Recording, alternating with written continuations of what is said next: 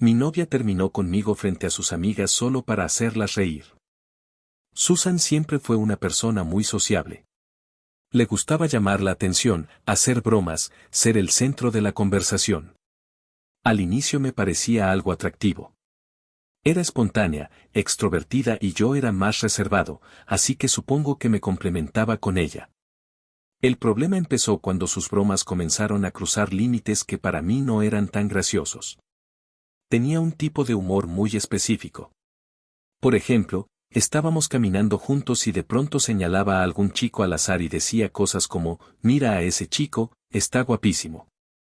Para después reírse y decir que era broma, que no exagerara. O subía memes a sus redes sociales sobre infidelidad, engaños, relaciones tóxicas, siempre con comentarios tipo es solo humor o si no te ríes es porque te queda el saco. Más de una vez le dije que ese tipo de cosas me incomodaban. No porque fuera inseguro, como ella solía insinuar, sino porque sentía que no me respetaba. Siempre terminábamos en el mismo punto. Ella diciendo que exageraba, que eran simples bromas, que así era su personalidad y que no pensaba cambiarla por nadie. La noche de la que hablo fue una fiesta en casa de una de sus amigas. Era una reunión pequeña, nada formal. Estaban algunos conocidos, música, alcohol, risas. Yo no tenía muchas ganas de ir, pero Susan insistió. Dijo que sería bueno que conviviera más con su círculo cercano. Ahí estaban Emily, Lian y Connie, sus tres amigas más cercanas. Nunca tuve una buena relación con ellas. No eran groseras de forma directa, pero siempre tenían comentarios pasivo-agresivos, miradas cómplices, risas que parecían tener un doble sentido. Eran muy de seguirle el juego a Susan, especialmente cuando se trataba de bromas incómodas. Desde que llegamos, el ambiente se sentía raro. No era solo cosa mía. Las bromas comenzaron casi de inmediato. Comentarios sobre infidelidades ajenas, chistes sobre novios intensos, historias exageradas de relaciones pasadas donde el hombre siempre quedaba como el problema. Susan estaba especialmente animada. Tomaba, reía, hablaba más fuerte de lo normal. Cada comentario suyo era celebrado por Emily, Lillian y Connie como si fuera una actuación. Yo intentaba mantenerme al margen, pero era difícil no sentirse aludido cuando varias bromas parecían ir dirigidas directamente a mí. En un momento, Susan contó una historia inventada sobre una amiga que había terminado con su novio porque no la dejaba brillar. Mientras hablaba, me miró varias veces. Sus amigas se reían, asentían, agregaban comentarios. Yo sentí esa presión en el pecho que aparece cuando sabes que algo no está bien, pero decides aguantarlo para no armar un problema. Hasta que me cansé. Le dije en voz baja que parara, que ya era suficiente, que no me parecía gracioso. Ella me miró como si le hubiera dicho algo absurdo. Se rió y me dijo que me relajara, que estaba matando el ambiente. Después noté algo que terminó de incomodarme. Comenzó a susurrar cosas con sus amigas. Se inclinaban unas hacia otras, me miraban y volvían a reír.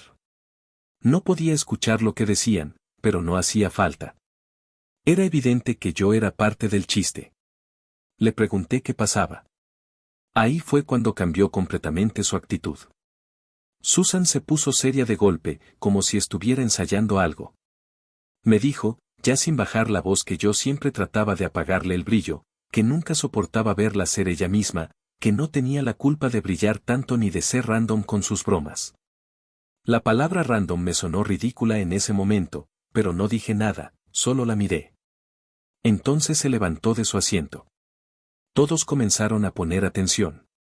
El ruido de fondo bajó un poco, como si algo importante estuviera a punto de pasar.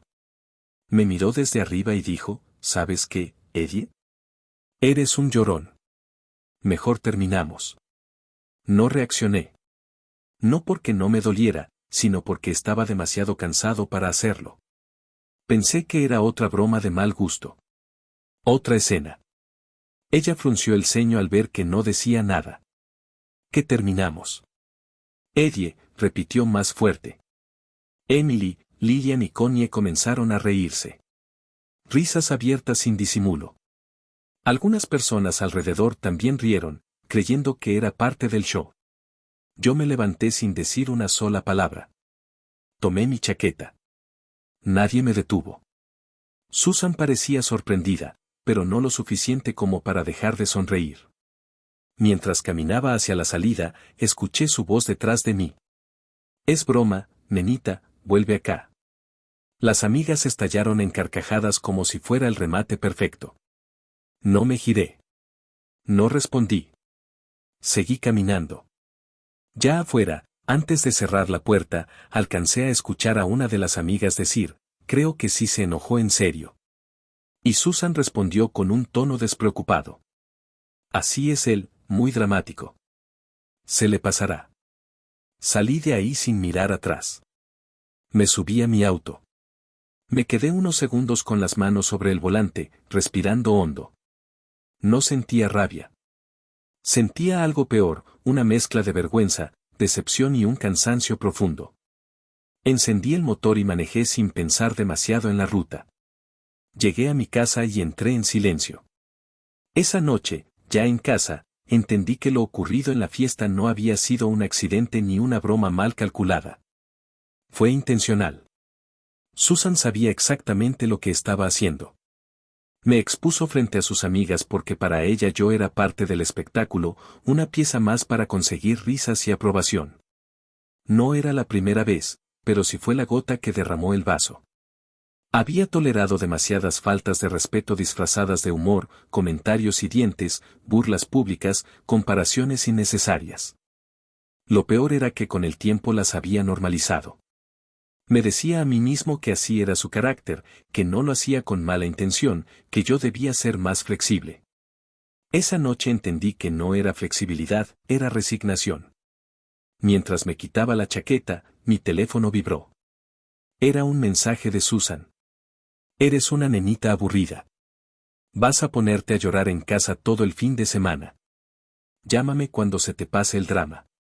Lo leí 2 veces, no porque no lo entendiera, sino porque una parte de mí todavía esperaba que fuera distinto.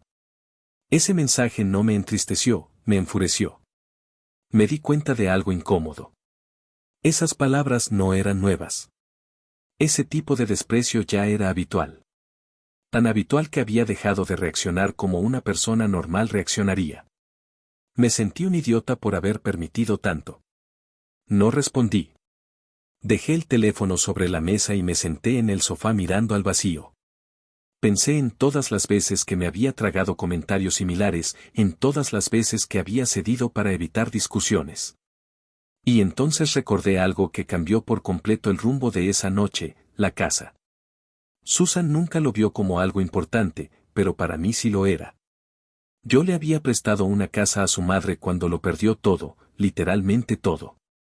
La madre de Susan había perdido su casa por una deuda importante, una mala decisión financiera, según lo poco que sabía. Cuando ocurrió, Susan me pidió ayuda desesperada. Me dijo que su madre no tenía a dónde ir, que estaba pasando por un momento muy difícil. Acepté, aunque no lo hice con gusto. No lo hice por su madre, lo hice por Susan. La madre de Susan jamás me trató bien. Desde el primer día dejó claro que no me consideraba suficiente para su hija. Cada encuentro era una crítica disfrazada de opinión. Me llamaba mediocre, poco hombre, alguien sin ambición real. Tenía una visión muy particular del mundo. Decía cosas como que las mujeres nacían para ser tratadas como reinas que merecían todos los regalos del mundo solo por existir.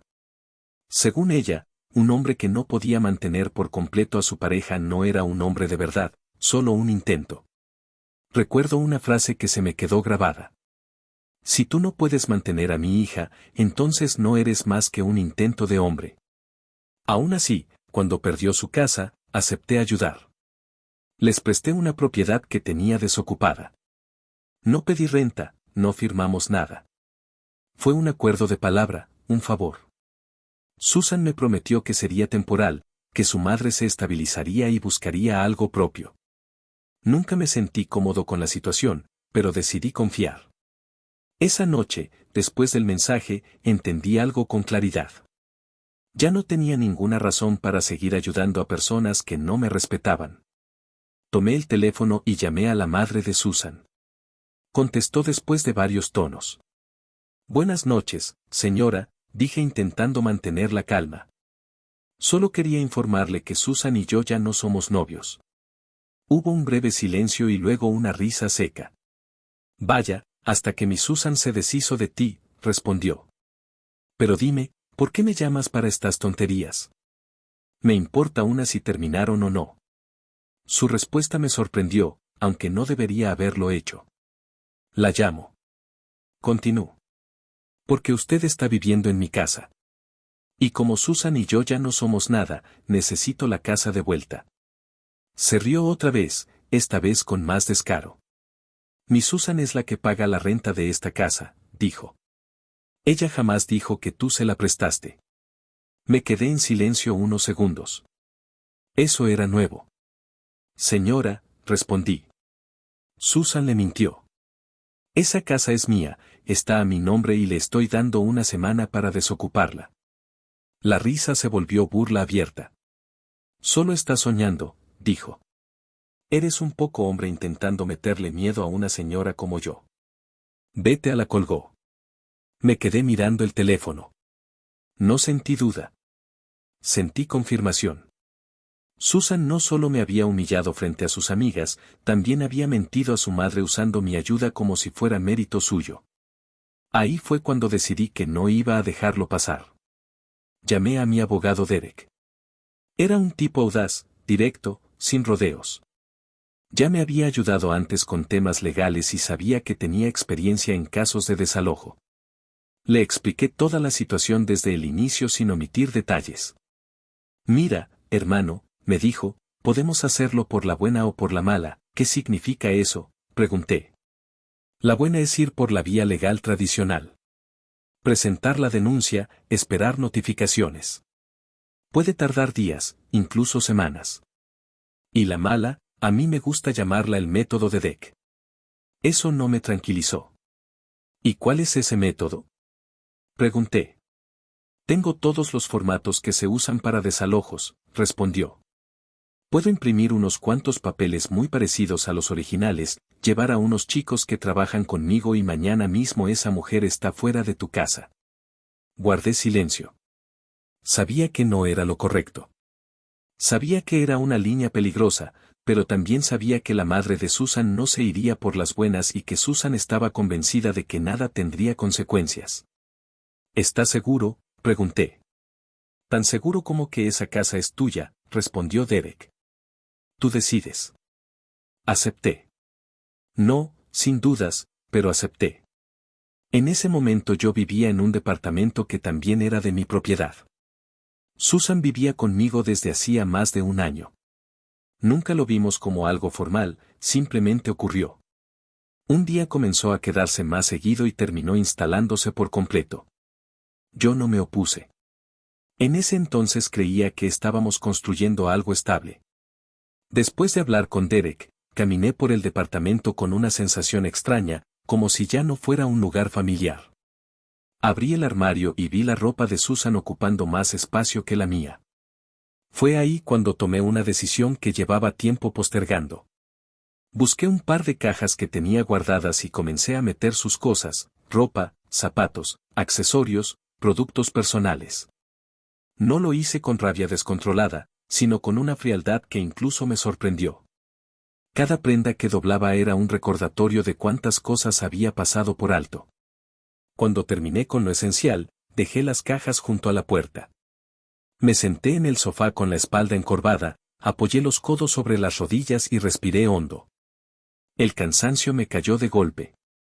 Sin darme cuenta, me quedé dormido ahí mismo. Desperté sobresaltado cuando sonó la alarma.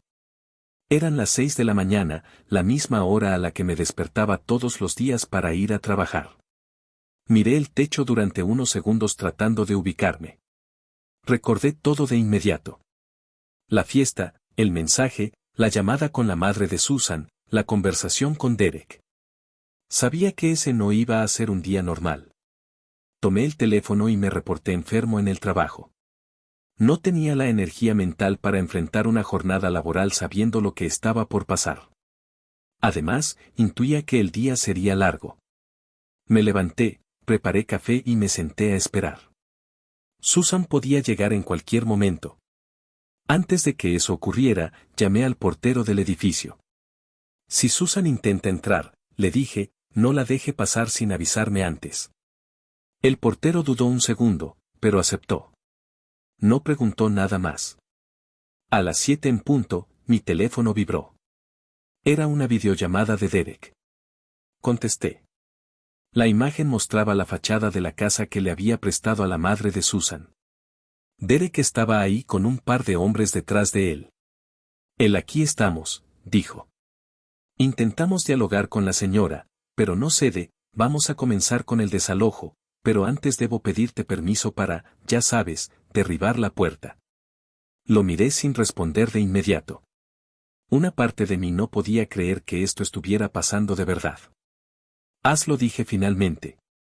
Derek sonrió como si esa fuera su parte favorita del trabajo. Muy bien, muchachos, dijo girándose. Traigan el mazo. Uno de los hombres apareció con un mazo grande, pesado. Se colocó frente a la puerta. Yo observaba todo desde la pantalla. Con una mezcla de incredulidad y tensión.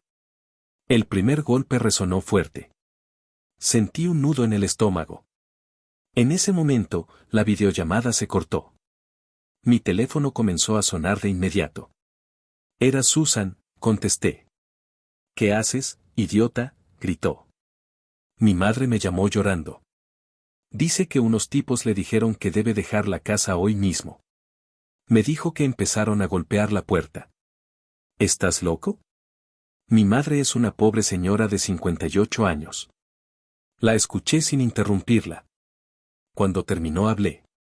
Tu madre es una bruja y tú eres una zorra, dije sin rodeos.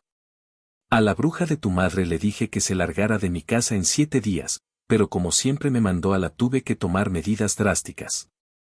Así que te recomiendo que vayas y le ayudes a sacar todas sus porquerías de mi casa y después pases por el departamento y te lleves tus también.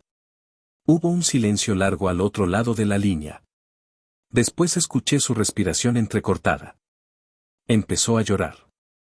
¿Qué te pasa, amor?, dijo con un tono completamente distinto. ¿Por qué me hablas así? Jamás me habías dicho cosas tan hientes.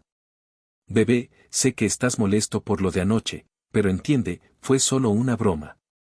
Podemos hablarlo y solucionarlo juntos como siempre. Sus palabras no me provocaron alivio ni culpa, solo confirmaron algo que ya sabía. Fui un idiota todo este tiempo por permitir tus faltas de respeto, respondí. Terminamos. Ya no quiero volver a verte ni a ti ni a tu madre. Ella comenzó a llorar más fuerte. Amor, por favor, suplicó. No tienes que hacer esto. Estás alterado. Diles a los tipos que se vayan. Yo ya voy al departamento para que hablemos. Susan no tardó en llegar al departamento, mucho menos de lo que esperaba. Más tarde supe que el portero simplemente la dejó pasar sin avisarme o quizá ni siquiera intentó detenerla. El caso es que apareció de la nada. Estaba de pie en la sala cuando escuché la puerta. Antes de que pudiera reaccionar, ya la estaba abriendo con su llave. Entró con el rostro alterado, respirando rápido. Miró alrededor y lo primero que vio fueron las cajas apiladas junto a la pared. Amor, tranquilo, dijo bajando el tono de inmediato. Cerró la puerta y caminó hacia mí como si nada hubiera pasado. Extendió los brazos para abrazarme. Yo di un paso atrás y levanté la mano. Ark, tomas tus cosas y te vas, se quedó quieta unos segundos evaluándome. Luego suspiró como si yo fuera un niño difícil. Todo esto es culpa de ese jefe que tienes, dijo. Ese maldito te está explotando. Tienes demasiado trabajo y demasiadas cosas en la cabeza. Necesitas un respiro, amor. Se acercó a la cocina. ¿Qué tal si te preparo algo de comer? Continuó. Luego te hago un masajito y vemos qué otra cosa puedo hacer para complacerte y sacarte todo ese estrés. Sonrió de una forma que ya conocía bien. Una sonrisa ensayada. Me tocó el brazo con suavidad, como si nada de lo ocurrido existiera.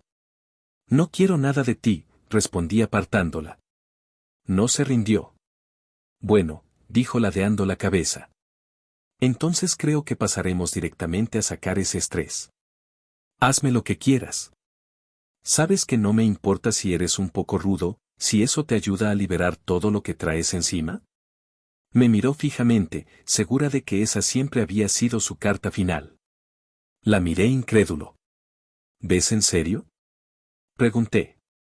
Entonces no me equivocaba cuando dije que eras una zorra. ¿De verdad quieres solucionar esto con sexo? Su expresión cambió al instante. Se irguió, los ojos llenos de furia. Sin decir nada, levantó la mano y me dio una bofetada. No me vuelvas a llamar así, idiota, gritó.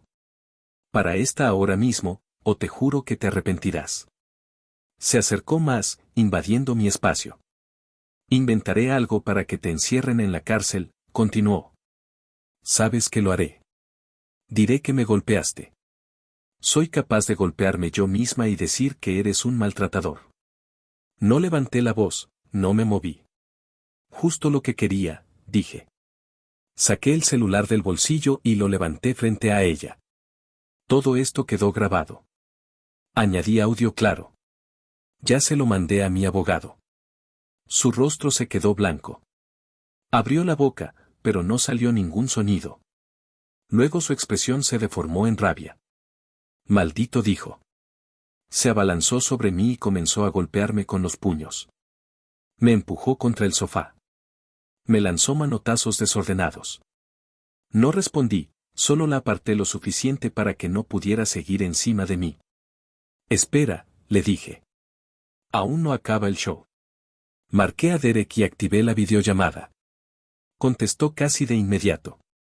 La imagen mostró la casa. La puerta ya estaba abierta. La madre de Susan aparecía en cuadro intentando golpear a Derek mientras gritaba incoherencias. Detrás de ella, en la acera, estaban todas sus cosas tiradas, muebles, bolsas, cajas, ropa, todo en la calle. Y eres un desgraciado, gritaba la mujer. No tienes derecho. Susan se quedó paralizada al ver la pantalla. Luego gritó, te odio, me gritó con una voz que no le había escuchado nunca. Corrió hacia las cajas que estaban en el departamento, tomó varias como pudo, apretándolas contra su pecho. Abrió la puerta de golpe y salió sin mirar atrás. El departamento quedó en silencio. Minutos después de que Susan saliera del departamento cargando sus cajas, mi teléfono volvió a sonar. Era Derek otra vez. Contesté y activó la videollamada. Esta vez me mostró la casa por dentro con más calma. Ya no había gritos, solo desorden. La puerta principal estaba prácticamente destruida. El marco astillado, la cerradura inutilizable. En el interior la escena era caótica, muebles movidos del lugar, cosas tiradas al suelo, tropa revuelta que no pertenecía a mi suegra sino a Susan. Evidentemente habían intentado sacar todo rápido, sin cuidado. La señora se fue hace unos minutos, me dijo Derek. Intentó forcejear, gritó, amenazó con llamar a la policía, pero cuando vio que no íbamos a retroceder, agarró lo que pudo y se fue. No creo que vuelva. Le pregunté si había algún problema legal inmediato. Por ahora no, respondió. Pero tienes que venir pronto. Al menos cambia la puerta hoy mismo. Así como está, cualquiera puede meterse. No queremos problemas con vecinos ni con ocupantes ilegales. Colgué y me quedé sentado un rato en silencio. El departamento estaba vacío. Las cajas de Susan ya no estaban. No sentí triunfo. Sentí una calma extraña, como cuando una discusión termina y te das cuenta de que no tienes nada más que decir. Al día siguiente fui a la casa temprano. Llevé a un cerrajero y a un carpintero. Cambiamos la puerta completa. Revisé las ventanas, cerré todo y dejé el lugar asegurado. No quise quedarme mucho tiempo. No me interesaba reconstruir ese espacio de inmediato. Solo quería que quedara cerrado, como ese capítulo. Durante los siguientes días no tuve noticias de Susan, ningún mensaje, ninguna llamada. Eso me hizo pensar ingenuamente que quizá había entendido que había ido demasiado lejos.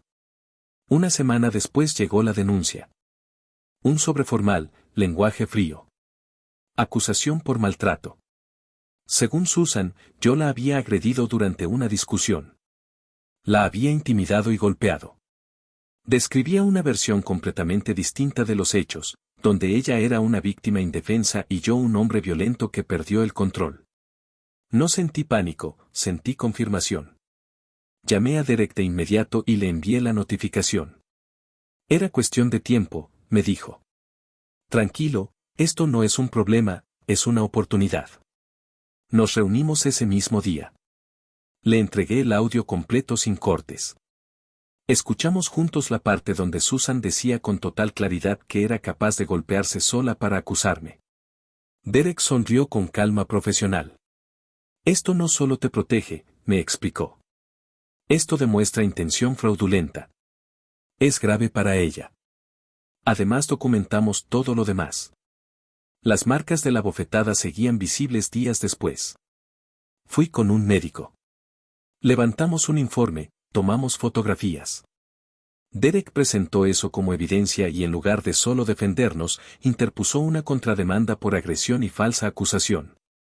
El proceso fue más rápido de lo que esperaba.